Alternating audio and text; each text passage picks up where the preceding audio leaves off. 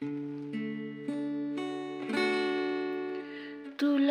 ng bituin na kay ningning, salita mo ang ilaw sa buhay ko.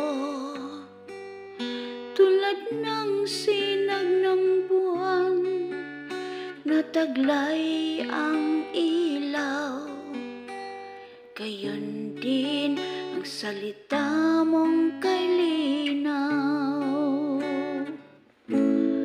Ang salita mo, subok, Panginoon, at kalasag ng bawat nanganganlong sa'yo.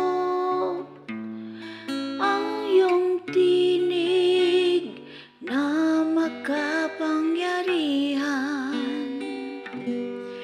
na tumawag sa buhay ko.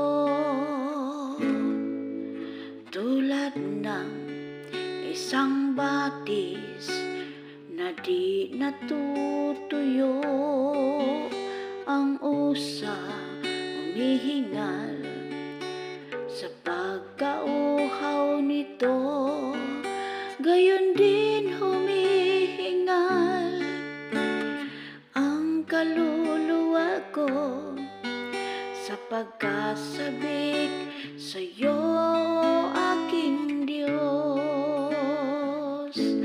Ang salita mo, subok, Panginoon, at kalasag ng bawat nanganganlong sa'yo.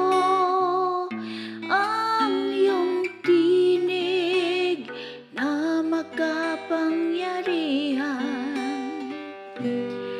na tumawag sa